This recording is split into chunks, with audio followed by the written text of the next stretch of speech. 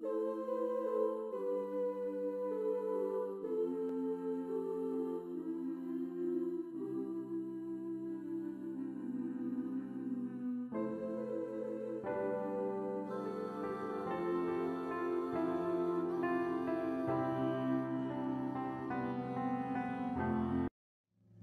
é possível a gente conjugar o momento presente sem a junção de tudo isso.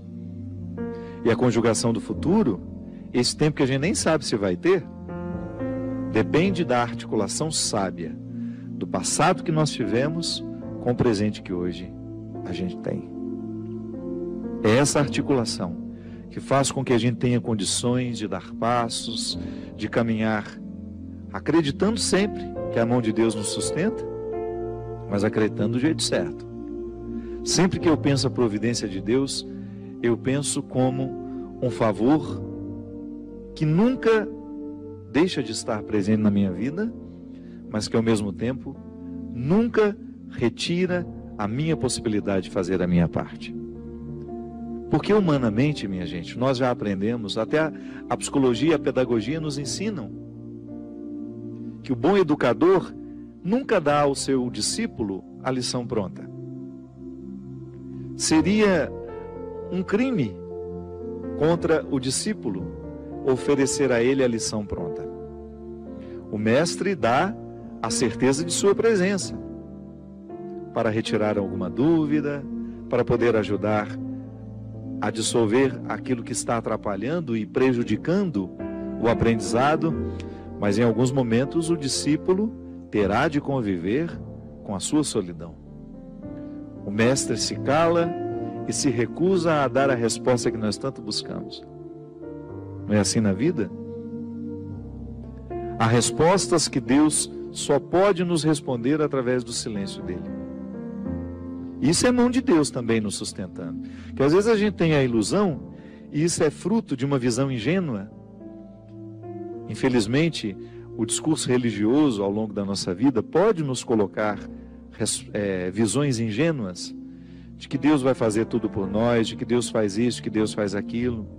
Tá certo? Nós temos o direito de acreditar na proteção divina. Mas nós não estamos desobrigados de fazer a nossa parte. Porque é uma questão de sabedoria, de maturidade. O pai faz isso com o filho, a mãe faz isso com o filho. O amor não pode nos fazer pensar, o amor que a gente sabe que Deus tem por nós, não pode nos fazer pensar de que Ele fará tudo. Gosto muito dessa expressão. Nós só temos o direito de esperar pelo impossível depois que a gente fez tudo o que nos foi possível. Então Deus nos protege? Sim. Mas Ele também pede que eu faça a minha parte nessa proteção. Eu rezo a Deus pela minha vida, peço para que Ele me dê saúde, mas preciso fazer a minha parte para que essa saúde seja uma realidade na minha vida, não é? O cuidado que eu tenho comigo é uma expressão dessa minha parte, do milagre que eu preciso realizar diariamente. Então, às vezes eu identifico a mão de Deus estando presente na minha história, mas não me segurando como eu acho que segura. Sim, alguns desamparos são importantes demais no nosso processo humano. Seria muito interessante se a gente aprendesse isso desde o berço, mas infelizmente não. Então nunca é tarde para a gente aprender. A desproteção que às vezes nós sentimos na vida também é a mão de Deus, porque aquele que ama desprotege. Para que você fique exposto àquilo que você precisa viver e experimentar, sozinho. A presença dele sempre nos olhando, sempre nos orientando. Porque isso é muito interessante. Quanto mais a gente cresce, quanto mais a gente amadurece na nossa experiência com Deus, maior é a capacidade que a gente tem de ouvir e compreender a voz dele na nossa história. Então, Deus me protege assim, mesmo quando ele está distante. Sabe?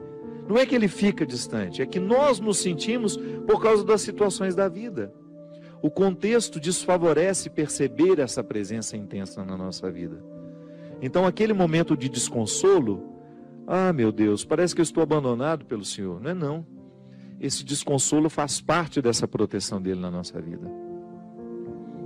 Porque quem ama sabe muito bem que o amor também precisa passar pela dura experiência da desproteção.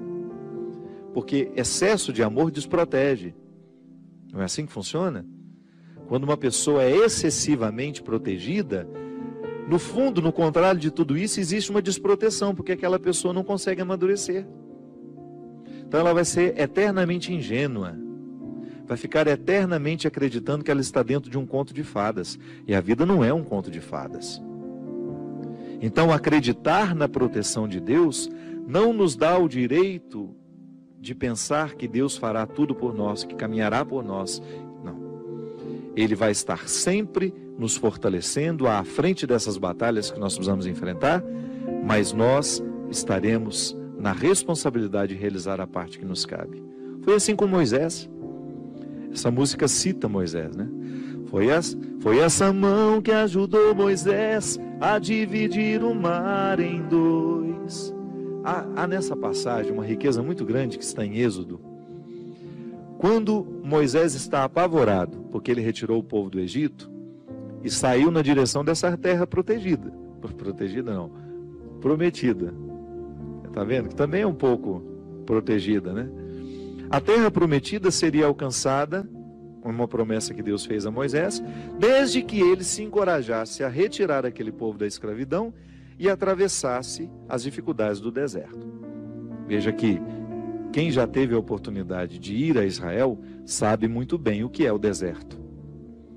Você entrar naquele deserto para chegar a um lugar que não sabemos onde é, que só está no coração de um homem, como promessa, é uma dificuldade muito grande. E o povo acreditou, foi atrás de Moisés, começou a viver as restrições do deserto, a fome, começou a sentir saudade das cebolas, né? Porque no Egito eles comiam cebola, no tempo da escravidão a cebola era o principal alimento, por isso que às vezes a gente usa a expressão, não fique chorando as cebolas do Egito, não é assim? Você já deve ter escutado essa expressão, quando alguém lhe aconselha, para de lamentar o passado. O que é lamentar as cebolas do Egito? É dizer, eu era escravo, mas tinha esse alimento. Eu tinha cebola para me alimentar. E agora eu estou livre, mas não tenho nada. Calma. Dê tempo ao deserto. Permita que o deserto lhe diga o que ele precisa dizer. Até a fome. A restrição, ela é importantíssima no processo humano.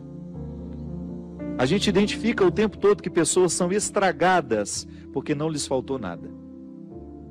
É terrível quando você tem um filho que foi paparicado desde criança, não lhe faltou absolutamente nada, e de repente, no descampado da vida, de repente aquela pessoa precisa enfrentar o deserto da vida e ela não tem munição o suficiente para dar conta. Aí fazer o quê?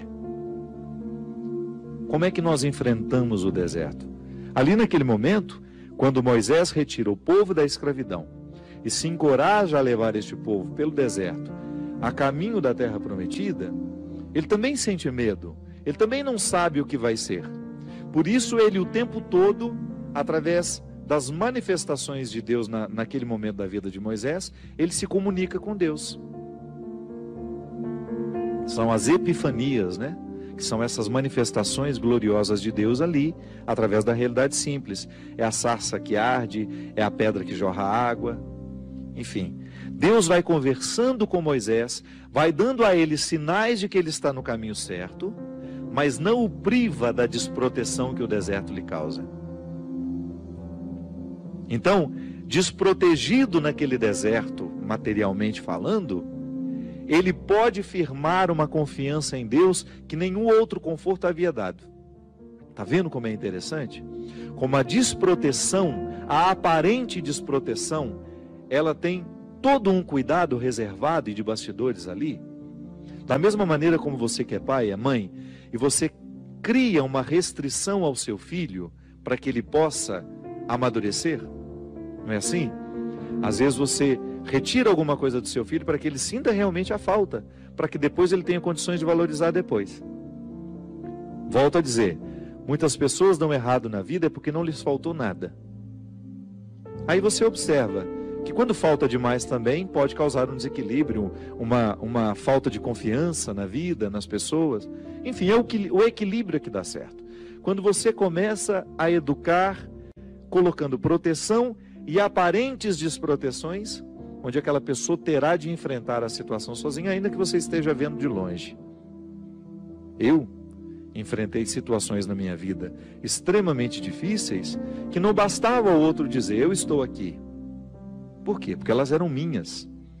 Até ajuda você olhar para o lado, saber que tem um amigo com você, que existe uma mãe, que existe um pai, um irmão. Mas em muitos momentos da nossa vida, este calvário é para ser vivido na solidão. É quando eu preciso viver essa sensação de estar desprotegido, da mesma maneira como Moisés viveu, ao pisar os desconfortos do deserto, ao enfrentar aqueles desconfortos, ele compreendeu o que é a condição humana. Então eu também faço essa experiência. Você faz. Eu não quero passar a vida em brancas nuvens, não quero mesmo. E é por isso que desde muito menino, quando a vida me era difícil, eu encontrava alguma coisa naquele desconforto que me fazia pensar mais alto, que me fazia pensar além. Moisés, vivendo o desconforto do deserto, precisava convencer os que estavam ao lado dele de que aquele desconforto valeria a pena. Ah, mas alguns queriam voltar para a escravidão. Olha como a fraqueza humana está muito presente na nossa vida no momento do desconforto. Quanta gente, vou dar um exemplo simples para você entender. Existem pessoas que precisam romper com namoros que são terríveis, desastrosos. Aquela pessoa só faz mal a você, você sabe disso, mas você tem um vínculo com ela, você tem necessidade afetiva, você não consegue romper aquele namoro. Então, você, de repente, você se encoraja, você fica com tudo claro diante de você, essa pessoa não me faz bem, eu não posso me casar com essa pessoa, porque se no tempo do namoro já está assim, imagina na época do meu casamento, depois no meu tempo de casado, vai virar um inferno pior ainda do que já é. Aí você se encoraja, motivado por pessoas que estão ao seu lado, a romper. Aí é terrível no dia que você rompe. O sofrimento é cruel dentro de você. Parece que você nunca mais vai se recuperar, que você só pensa naquela pessoa. Por quê? Porque apesar dela te fazer tão mal, você tem um vínculo doentio com ela, de dependência afetiva. Você sabe que ela te faz mal, mas você não sabe viver sem ela. Aí você começa a dar passos. A primeira semana é horrível. Você sofre, você chora, você não pode ouvir a música, você não pode sentir o cheiro, você não pode ver aquele pedacinho de não sei o que ele esqueceu lá na sua casa, que tudo aquilo é terrível. Mas de repente você começa a dar passos de libertação. É como se você estivesse andando na direção de uma terra que só vai te fazer bem. E um mês depois aquele sofrimento ficou melhor, 2 meses depois aquele sofrimento melhor, e de repente você não está nem mais lembrando. Claro que ainda existe ali um vínculo silencioso sendo desarmado, porque a dependência afetiva, ela não morre da noite para o dia.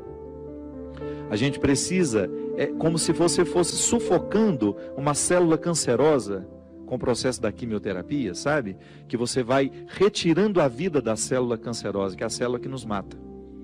Aí digamos que 3 meses depois, você encontra de novo com aquela pessoa, e você tem aquela famosa recaída.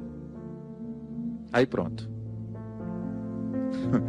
O castelo que você estava construindo, o chão que você tinha andado, que tinha sido tão difícil, você joga fora e você volta para o Egito, você volta para a escravidão.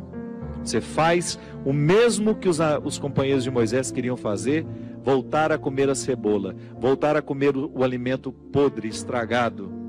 Aí você reata aquele relacionamento porque ele é doentio e você não cuidou da devida distância que você deveria manter. Porque quando você tem essa dependência afetiva, você tem que estabelecer a distância, porque senão você não se cura. Você tem que parar de querer saber da vida daquela pessoa, porque senão você não se cura. Você precisa parar de ficar fuçando o Facebook dela, porque senão você não se cura. Você precisa parar de ficar investigando a vida. Onde que ela foi? O que ela está? Você tem que cessar todos os pontos que podem lhe fazer querer voltar para o Egito. porque senão você nunca vai se libertar. Aí 3 meses depois você está bela e formosa já, matando a célula cancerígena, você vai dar mais uns beijos na boca, volta àquela dependência horrorosa e o inferno retorna na sua vida. Na sua primeira semana é até bom que está tudo voltando.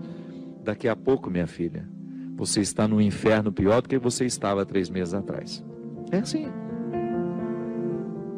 Quando a gente não sabe viver o desconforto que nos edifica, a gente se boicota o tempo todo. É como parar de beber, é como parar de fumar. Você fica sem fumar 1 ano e você comemora porque você parou de jogar aquela toxina cancerígena no seu organismo e de repente você vai lá e acende um cigarro de bobeira e aquele vício volta como se fosse um monstro capaz de te comer inteiro. Pronto. Todo aquele sacrifício que você fez dos primeiros dias sem fumar vão para o saco. Por quê? Todo aquele sacrifício vai para o saco. Por quê? Porque você não foi capaz de viver o desconforto de renunciar. Minha gente, é impressionante como essa mão de Deus nos auxilia assim, nos fazendo conscientes do que nós precisamos romper na nossa vida. São situações que a gente precisa estabelecer limites para elas, porque senão a gente não vai ser curado nunca. A gente vai ficar eternamente doente na fila dos necessitados, chorando e mendigando um pãozinho de bondade do outro, um pãozinho de afeto do outro. Pelo amor de Deus, nós não fomos feitos para isso. Nós não fomos feitos para ficar arrastando dependentes afetivamente dos outros. A gente foi feito para amar.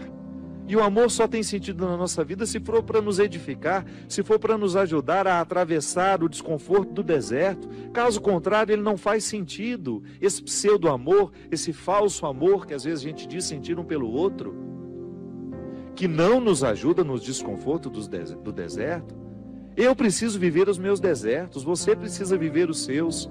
E os verdadeiros amigos são aqueles que reconhecem os desertos que o outro precisa passar e fala: isso mesmo. Vamos passar por esse deserto porque você precisa dele.